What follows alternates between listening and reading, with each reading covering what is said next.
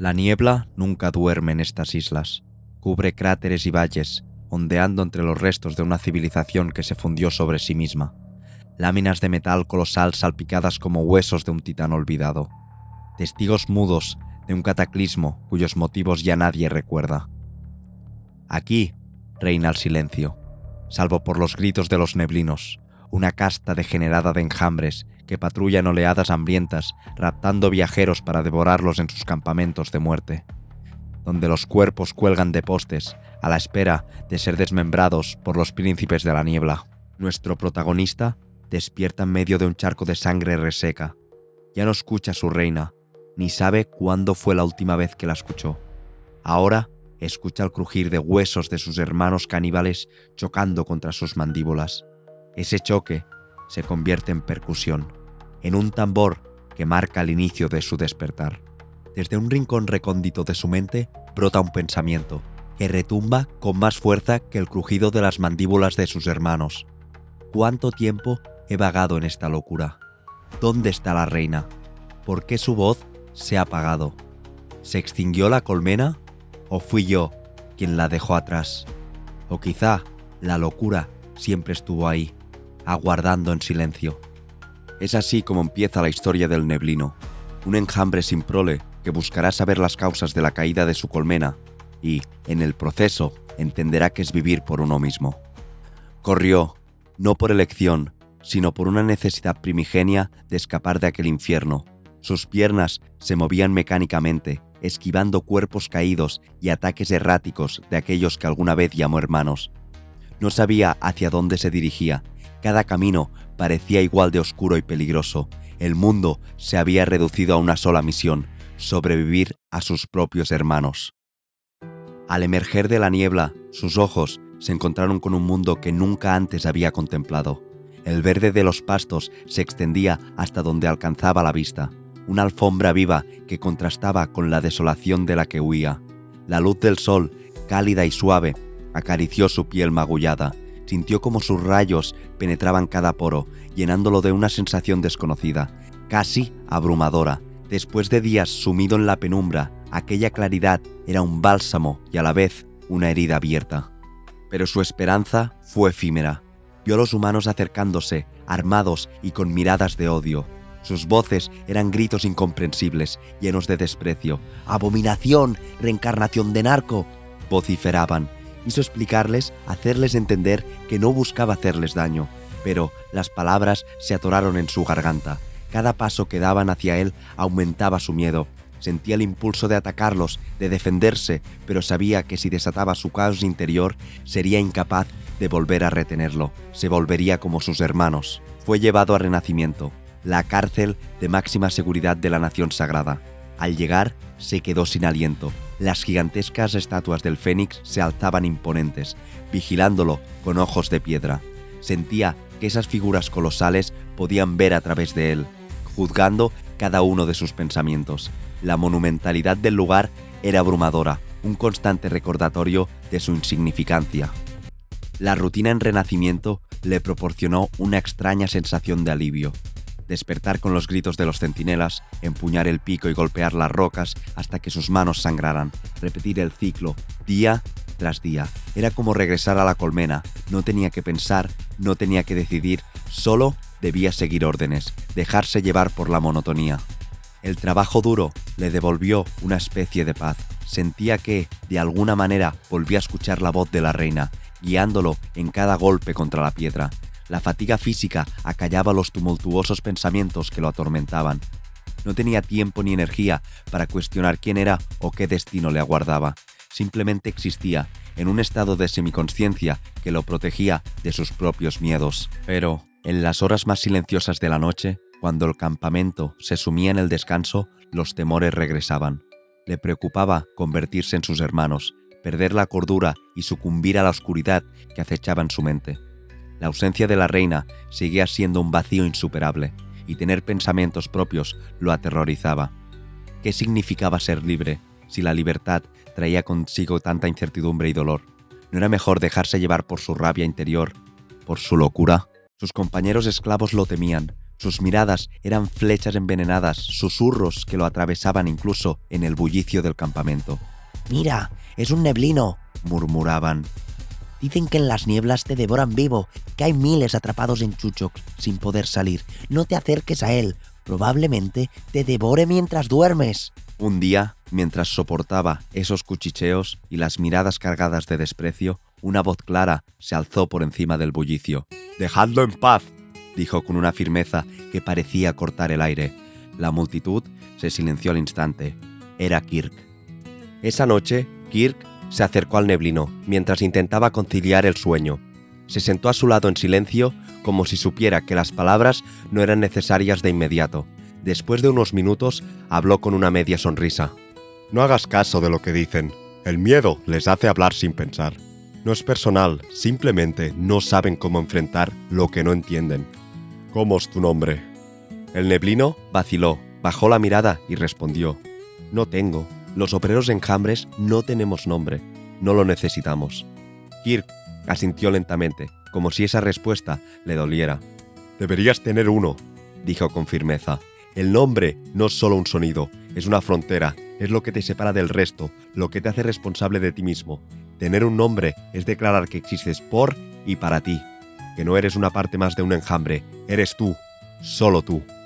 Fue la primera vez en meses que alguien se dirigía a él sin desprecio. Aunque las palabras de Kirk eran simples, su tono era cálido, como un resplandor en una noche fría. Comenzaron a conversar y al neblino le sorprendió lo fácil que era abrirse a él. Kirk le habló de su vida antes del Renacimiento, de los bosques del norte y de la aldea gobernada por Mol. «Es un refugio», decía con un brillo en los ojos. «Un lugar donde las cadenas no existen, donde podrías ser más que el neblino. Podrías tener un nombre propio, una vida propia».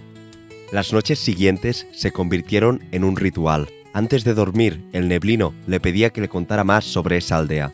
Sus relatos eran como una brisa fresca, llevándolo a un mundo de posibilidades donde la esclavitud y el miedo no existían. Poco a poco, esas historias calmaban las tormentas que rugían dentro de él. Pero Kirk no solo ofrecía palabras. Durante el día, su fortaleza era un recordatorio constante de lo que significaba resistir. Un día hubo un incidente en el que un esclavo, débil por el hambre, se desplomó. Los centinelas rieron cruelmente y procedieron a cogerlo para darle unos cuantos latigazos. Antes de que pudieran actuar, Kirk se interpuso. «Dejadlo», dijo con calma. «Yo lo haré. Yo haré su jornada y la mía. Dejadlo descansar». Los guardias, sorprendidos por su audacia, aceptaron el cambio, pero no sin consecuencias. ¿Quieres jugar al héroe? Entonces tú recibirás su castigo. 2 veces. Lo azotaron sin piedad, pero Kirk no emitió un solo grito. Cada golpe resonaba en el aire, pero él permanecía en silencio, soportando el dolor como si fuera una carga que había elegido llevar. Cuando finalmente lo dejaron, se levantó con dignidad y volvió a picar piedra el doble de rápido, como si nada hubiera ocurrido. «¿Por qué lo hiciste?», le preguntó el neblino esa noche, incapaz de comprender su sacrificio. «Porque nadie merece cargar con más peso del que puede soportar», respondió Kirk.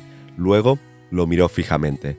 «Recuerda esto, la fortaleza no es solo física, es también la capacidad de decidir quién quieres ser. Incluso en las peores circunstancias, a veces eso significa cargar con el peso de otros, otras veces significa dejarlo atrás». En una de esas noches, el neblino se atrevió a explicar lo que le atormentaba en silencio.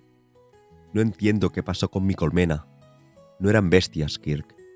No al principio. Yo los conocía. Éramos algo más».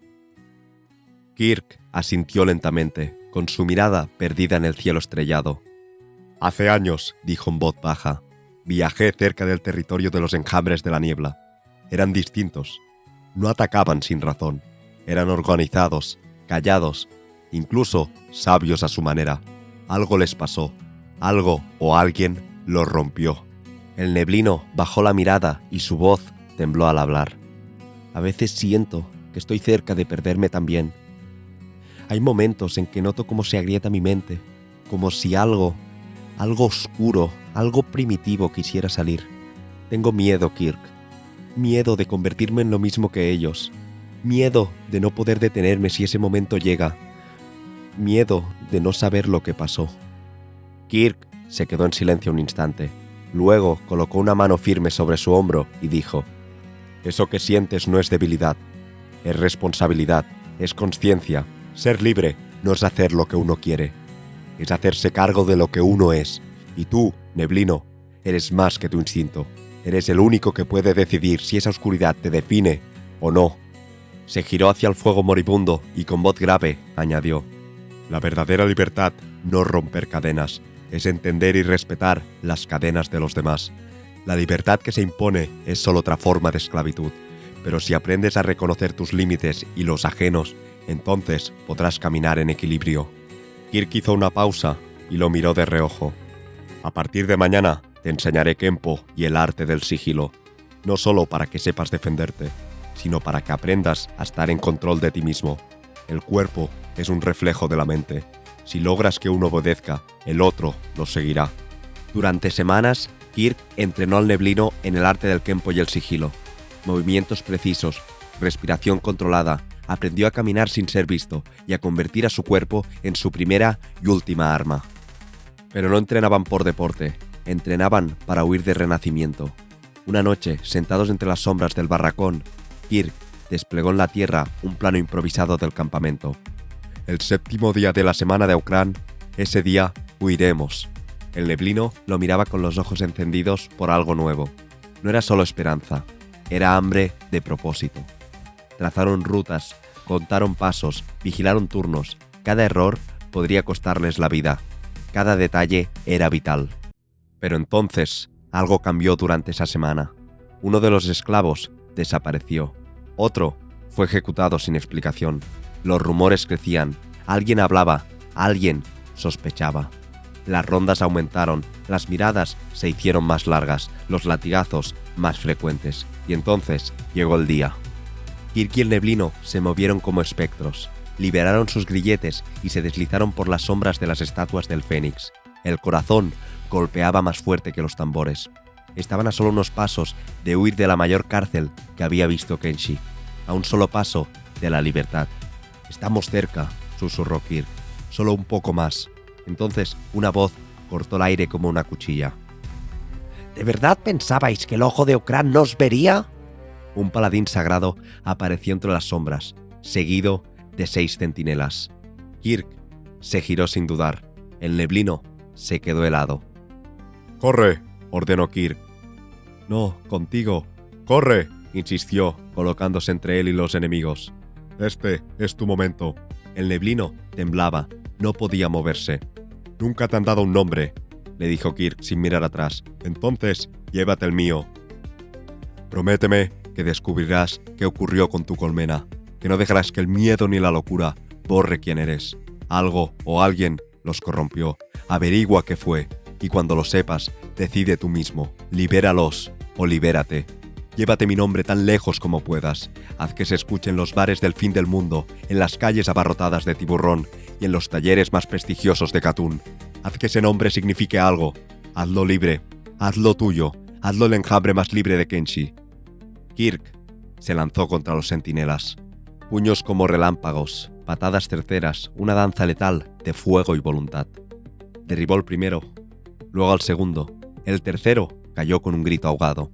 Pero eran demasiados. El paladín sagrado levantó su cruz palatinada, el símbolo de la fe, el mismo con el que le atravesó el pecho. El Neblino gritó su nombre. Kirk cayó de rodillas, sangrando, pero sonriendo. «Vive libre», murmuró sin voz. Y entonces corrió.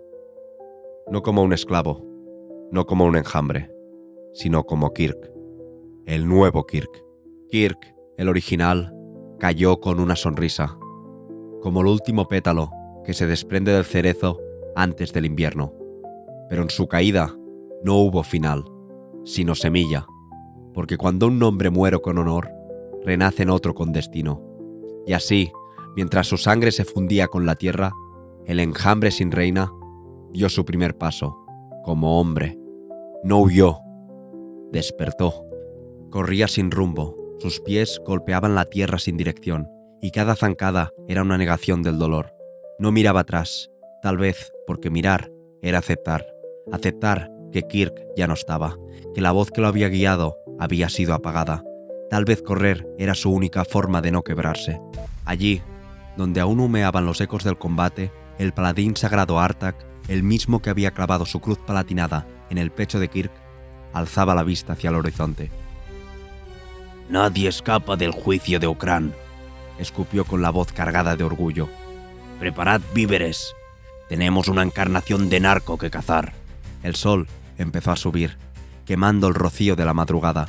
Las piernas ya no respondían, y allí, al borde de un acantilado, donde un río serpenteaba unos metros más abajo, el cuerpo dijo basta. Cayó de rodillas, el aliento le temblaban los labios. Se quedó tumbado, con los ojos abiertos al cielo. No sabía cuánto tiempo llevaba corriendo. Solo sabía que ya era de día. El sonido llegó primero. Pasos, armaduras, el tintineo metálico de cotas de malla rozando unas con otras. Botas golpeando la roca como tambores de guerra. El cuerpo reaccionó antes que la mente. Se incorporó torpemente, girando la cabeza. A lo lejos, a unos 200 metros, una patrulla de centinelas sagrados avanzaba, y con ellos, imponente, el paladín Artak. Su silueta era inconfundible, su mirada un faro de fanatismo. Kirk intentó agacharse, demasiado tarde. Su movimiento brusco lo delató. ¡Lo tenemos!, rugió Artak, alzando la cruz palatinada hacia el cielo. De inmediato, los centinelas giraron sus cabezas. Todos los ojos apuntaron a Kirk. El corazón de Kirk latía con violencia, no por la carrera, sino por la certeza que ardía como fuego bajo la piel. Lo habían encontrado. Miró a su alrededor. A la izquierda, un terreno rocoso que ascendía hacia una colina desnuda, demasiado abierto. A la derecha, matorrales secos y una grieta angosta, pero ya había sido visto. Cualquier desvío sería en vano. Volvió la mirada al frente. El río. Sus aguas rugían al pie del acantilado, golpeando con furia la roca. No sabía nadar. No sabía si sobreviviría a la caída.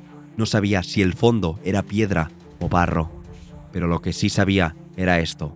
No volvería a llevar grilletes y no dejaría que lo mataran como una bestia. Los centinelas avanzaban, ya no corrían, caminaban, saboreando la captura, como si ya hubieran vencido. ¡No tienes a dónde ir!, bramó Artak.